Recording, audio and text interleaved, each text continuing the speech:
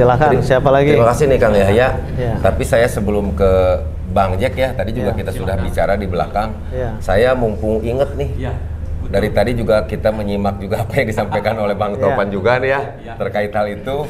Karena memang itu juga penting gitu kan bagi saya. Tetapi yang ingin saya tanyakan kepada Abang nih,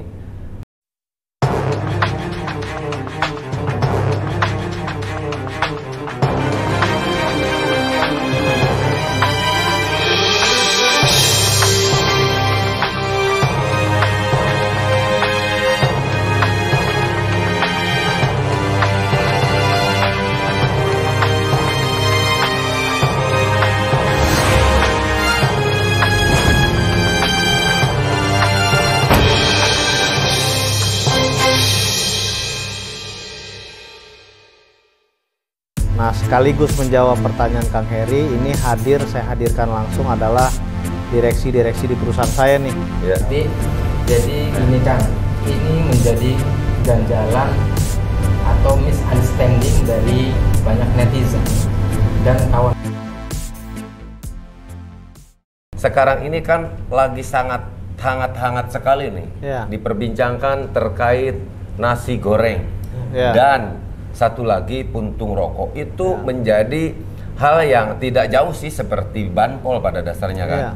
Nah jadi intinya saya juga mendengar di salah satu channel yang mengatakan terkait Danu membeli nasi goreng dan apa ya kalau tidak salah di channel Ki Anom kalau tidak salah. Dan saya juga memang belum melihat bahwa hal itu gitu kan diucapkan oleh mulut Danu sendiri, dalam hal ini kliennya Abang kan seperti itu. Nah, yang saya ingin tanyakan kan mungkin Abang juga, saya juga yakin ya melihat juga channel-channel yang lain terkait kasus yang terjadi di Subang ini. Karena tadi juga sudah disampaikan itu juga menjadi bahan apa namanya melihat bagaimana analisa-analisa masyarakat, karena masyarakat sudah pintar seperti Abang ya kan. Nah, yang saya ingin tanyakan kepada Abang terutama tentang nasi goreng dan puntung rokok itu tadi. Karena apa? Karena memang ini ya lagi ramai diperbincangkan. Jadi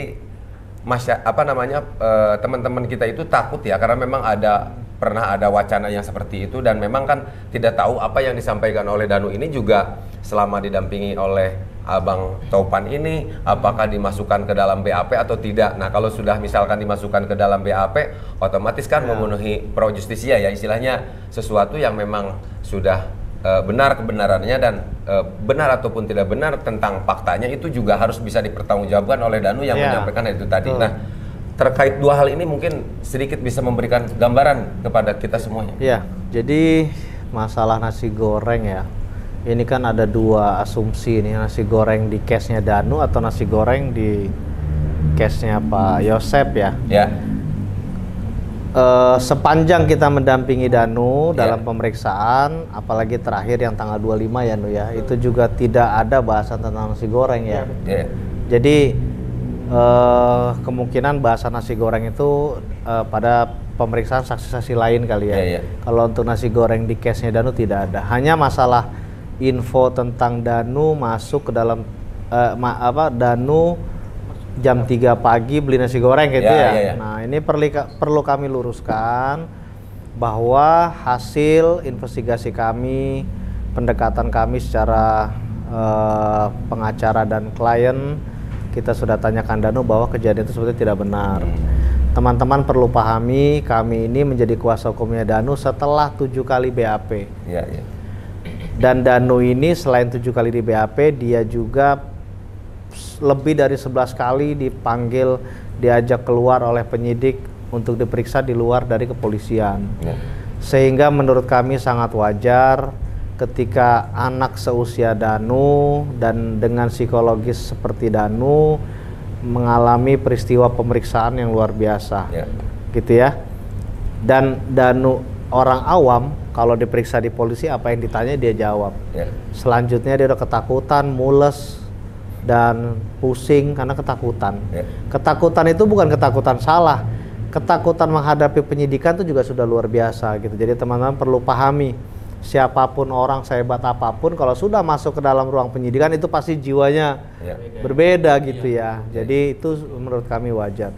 Sehingga banyak pernyataan atau jawaban Danu yang dinilai sering berubah-berubah. Terkait masalah keluar malam, itu insiden itu pada saat jam 12 malam ya Danu diundang. Apa jam berapa? Ya, diundang di kelurahan, kepala desa. Jam 3 pagi. Danu ini setelah penyelidikan ya? Ya, setelah pemeriksaan dibawa keluar ya. Betul. Habis itu pulang, nggak langsung pulang ke rumah, langsung langsung lanjut dibawa Pak Kades ke kepala desa ya, ke kelurahan ya, gitu. Dan di situ sudah ada Pak Anom dan Pak Kades. Nah di situ lagi-lagi nih menurut pengakuan Danu ya, itu juga ada prosesi apa kita nggak paham sehingga dia agak pusing, agak apa. Seketika itu isu itu sudah mulai keluar. Nah itu yang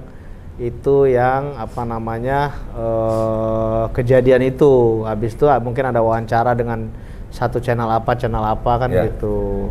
Tapi setelah kami tangani, kami tanya dengan sebenar-benarnya, ditanya dengan keluarga dan kami tanya orang tuanya, ternyata memang pada hari itu sebetulnya Danu sedang tidur, tidak ada keluar rumah gitu loh.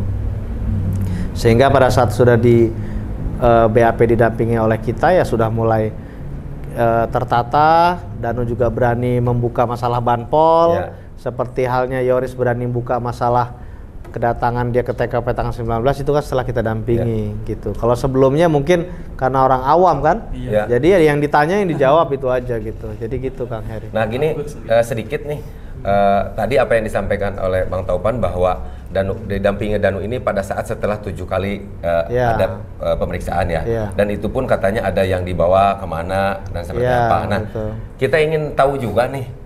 Mungkin sedikit Bang Taupan juga bisa menjelaskan ya. Saya yakin pihak kepolisian juga ingin segera mengungkap kasus yang terjadi di Jalan Cegak ini dengan profesionalisme yang dimilikinya. Intinya itu merupakan sesuatu yang luar biasa. Tapi yang ingin saya tanyakan, kalau dilihat dari sisi SOP ini, saya yakin segala sesuatu juga ya, apalagi yang namanya institusi kepolisian kan ada protapnya gitu loh. Tahapannya seperti ini. Nah untuk hal pemeriksaan yang dilakukan di luar kantor dinas itu tadi, sementara waktu itu sih memang kan Danu itu belum didampingi oleh kuasa hukum ya. Nah dari sisi aturan kira-kira seperti apa gambarannya tentang pemeriksaan yang dilakukan seperti itu? Ya sebenarnya hal ini kan karena memang kita belum mendampingi, sebetulnya tidak elok kalau saya paparkan secara detail di situ. Hanya satu lagi yang harus kita pahami bahwa penyidik juga punya strategi dan upaya bagaimana caranya mengungkap permasalahan ini.